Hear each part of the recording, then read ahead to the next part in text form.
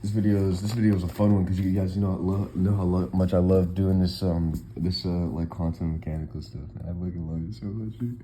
Okay, so events in the past. We would like to assume that what has happened is a solid structure within existence. That in our timeline of observation, that what's happened has happened and is a solid thing because of that. But we also see that intellectually, the further we get from a memory, the more fluid that memory becomes. Meaning that at least in our minds, the longer we get from an event, the more that event can be altered in our memory. Now, as we've seen the intellectual be practiced onto the physical, we can also start to suspect that as we get further from an event, what we do now affects what that event was, not only in memory, but in aligning occurrence.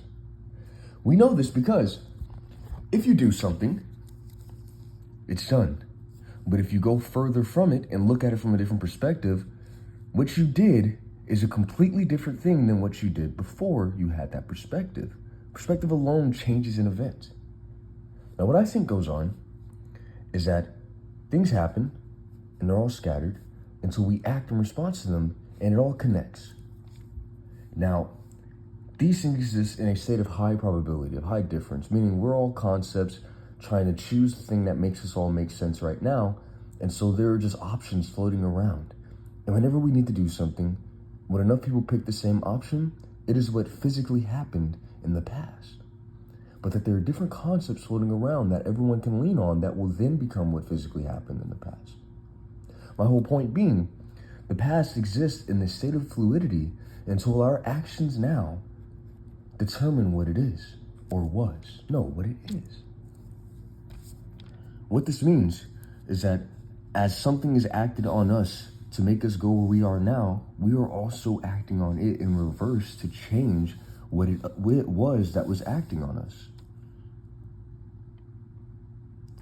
This is one of the ways that we can explain why it seems some people are responding to the future. Perhaps they're not responding to the future, but what they're doing now is altering what the past was, not only physically, but in our memory. I have a complete distinction of someone referencing something in the past too far advanced for them to have predicted alone. Almost as if they're responding to it right now, back then. Almost as if they were responding to what's happening right now, back then. Now, obviously, there's some other theories I can take on, but here's what I've learned. Every time I get close to figuring these things out, I do them without trying, and people just don't want that. So here's what's going on. This whole video is about figuring out how these people can be responding to what's happening right now, back then. This structure explains it.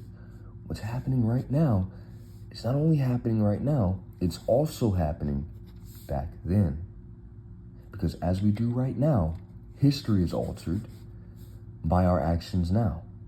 We alter history of what we do today.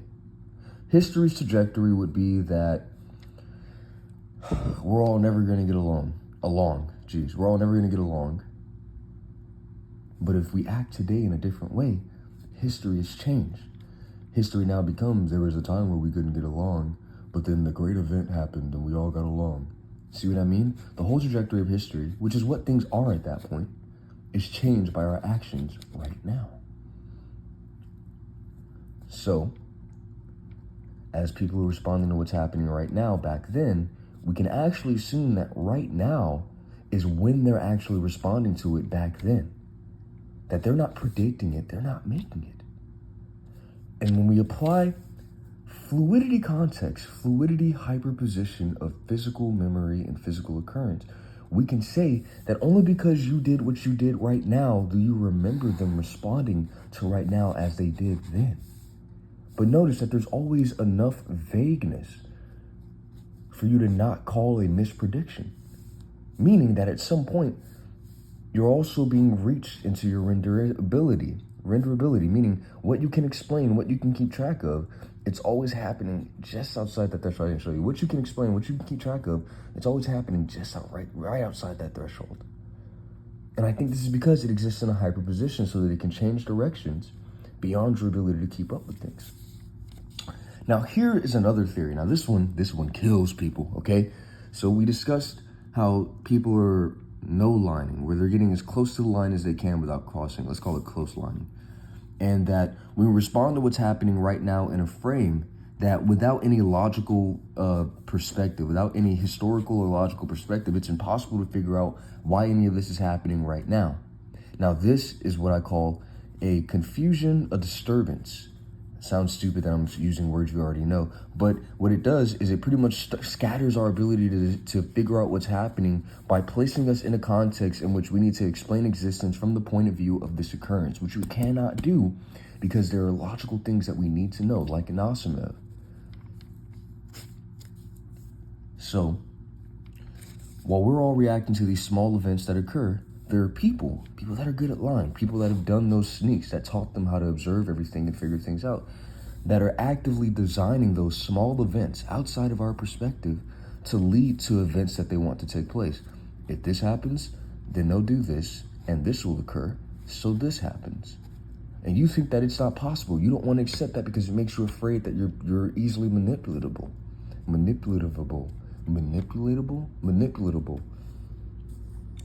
However, even I'm like, I don't give a fuck if this is what's happening. I'm gonna figure it out. Try your best to fucking kill me, bitch. I'm figuring it out.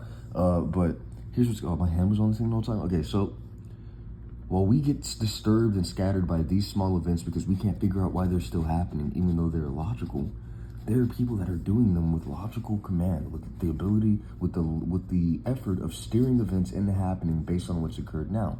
If you haven't noticed, people are living a life like this. Event occurs, they say, I'm reacting to this now.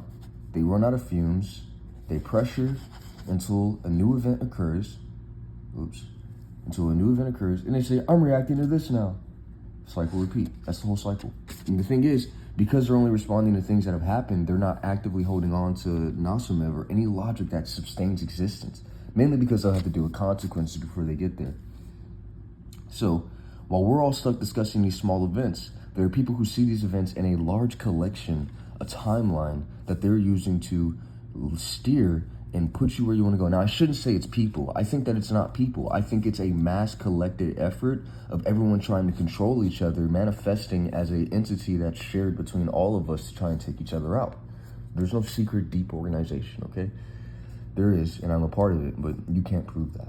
So, all these events are being observed within a perspective that steers things into happening so that everyone can have something happen and only talk about life from that point of view. We all think that it's impossible for us to be manipulated, but we're only responding to this, while there are people who are doing all of this to get just one event to happen. Because you can't do it, you think someone else can't as well. But I think I can do it. I think I can do this. Oh, assassinate me, oh my gosh. No, don't assassinate me, you need me. So, this is what I think was happening when I was a kid. And this is one of the explanations that also explain why there seem to be people reacting to right now so far back. Because they already have it planned in a perspective way that makes the physical moment the way that I see it, in a way where it doesn't matter what's happening, it matters what we want to make happen based on logical structure. So, they're already deciding what's going to happen, and the physical things are just where they are because they are, and people who have no logic are just their physical bodies reacting to right now in a collision state. And they've already decided what's going to happen, already made their plans. And so they've already decided what things are going to occur so that they can give everyone new events to not know what existence is, but just, hey, respond to this right here. Yeah, that's all that is right now. Hey, now respond to this one right here. And that's all that is right now. Yeah, just respond to this one right here. If you're doing this, this proves life, because life isn't something that happened. Well, life is something that happened, but life isn't one specific event that happened. And whenever you dismiss all logic before that point, then act as if that's all we need to know, you limit yourself to only being able to justify this, because justifying any further, which is what you need to do to get to existence, kills you, which is why I'm real and you're not. Okay, so this means that all the people that keep saying that dumbass shit, you're participating in all of this. And I don't give a fuck if you didn't know.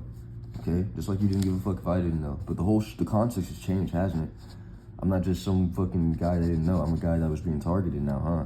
Yeah, now I bet you feel fucking stupid, don't you? I would have killed you anyway. Oh, okay, I'll kill you anyway then. Fucking bitch. Fuck you. You're not even fucking intelligent at this point. Where's your logic? What are you responding to now? You're not even logical anymore. I can fucking kill you, but bro, I could fucking spend a couple of days meditating and you might actually fucking die. Stop fucking acting like you're the one in the upper position here. You're not. You need to fucking respect me. You need to respect what actually fucking happened. Not your little fucking attempt to take me out because you don't like me, nigga. I'm talking directly to you. You got a fucking problem with it? Show up. You got a fucking problem with it? Meet me.